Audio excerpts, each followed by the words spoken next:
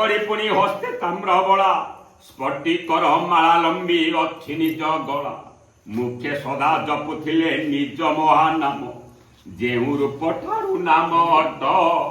ଇ ପ୍ରଧାନ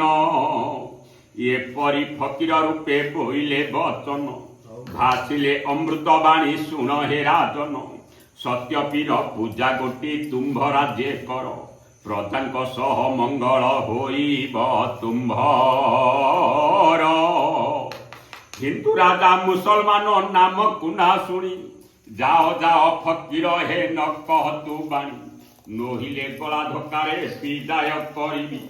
ନାରାୟଣ ଚିନ୍ତା କଲେ ମନେ ମନେ ଭାବି ତାହାରି ପୁରରେ ପୂଜା ହୋଇବ ପ୍ରଚାର ଚନ୍ଦ୍ରାଦିତ ପଢୁଥିଲା ବିଦ୍ୟାର ଭୁବନ ଫକୀର ସେଠାରେ ଯାଇ ପ୍ରବେଶ ହୋଇଲେ ରାଜପୁତ୍ରକୁ ସ୍ନେହରେ ପାଖକୁ ଡାକିଲେ ଆନ୍ଦୋଳିତ ହେଲା ବେଳୁ ବେଳ ଚିନ୍ତା ତାଙ୍କ ବଢୁଅଛି ଭଲା ଫକୀର ବେଶରେ ପ୍ରଭୁ ପ୍ରବେଶ ହୋଇଲେ 16 ପୂଜା ଦେଲେ ମାଳ ଦେଖାଇବି ଭଲେ ରାଇଜ ସୀମାନ୍ତେ ଅଛି ଭିକାରୀ ଦମ୍ପତି ତାହା ପୁରୀ ମଧ୍ୟ ଅଛି ରାଜାଙ୍କ ସମ୍ପତ୍ତି ପୂଜା ମାନସିକ କରି କଟୁଆଳ ଗଣ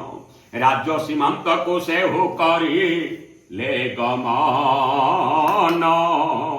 ପୁରୀକୁ ଫିଟାନ୍ତେ ରାଣୀ ମାଳକୁ ଦେଖିଲେ ଦେଖିଲା କ୍ଷଣି ରାଜା ଯେ ବିଚିତ୍ର ହୋଇଲେ ଛିନ୍ନ ବସ୍ତ୍ର ମଧ୍ୟ ମାଳ ରହିଯାଇଥିବ ଏବେ ହୋ ଦୟା କରୁଛନ୍ତି ପ୍ରଭୁ ଦେବ ନାରାୟଣ ମାଳ ବିକି ଦେଲେ କିଛି ଟଙ୍କା ଯେ ମିଳିବ ଟଙ୍କା ଦେଲେ ଅବା କିଛି ଅନ୍ନତ ମିଳିବ ଏତେ ଭାବି ବଜାରକୁ ବାହାର ହୋଇଲେ ପଥ ମଧ୍ୟ କଥୋପକଥନ ହେଉଥିଲେ ଏକାଳରେ କଟୁଆଳ ହୋଇଲେ ପ୍ରବେଶ ଏହି ମାନେ ମାଳ ଚୋର ବାନ୍ଧିଲେ ବିଶେଷ କୋରଡ଼ାରେ ପିଟି ପିଟି ବନ୍ଦୀ କରିନେଲେ ଅନ୍ଧକାର କାରାଗାର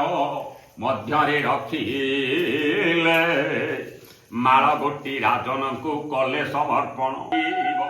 ପୂଜା କରି ଉପଯୁକ୍ତ ଦକ୍ଷିଣା ନ ଦେଲେ ନିଷ୍ଫଳ ହୁଅ ଏ ପୂଜା ଶୁଣିଥିବ ଭଲେ ଏହିଠାରୁ ପାଲା ପଦ ହେଲା ସମାପନ ହରି ବୋଲ ହୁଳା ହୁଳି ଦିଅ